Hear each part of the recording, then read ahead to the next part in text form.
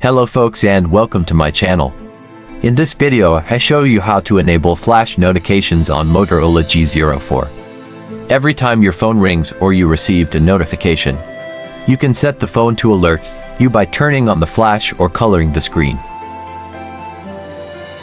To enable flash notification, enter Settings menu and go to Notification.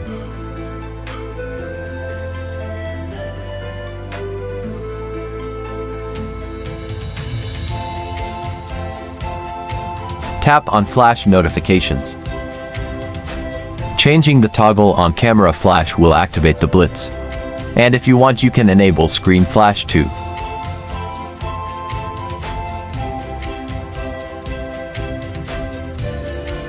Press the preview button to see how it looks.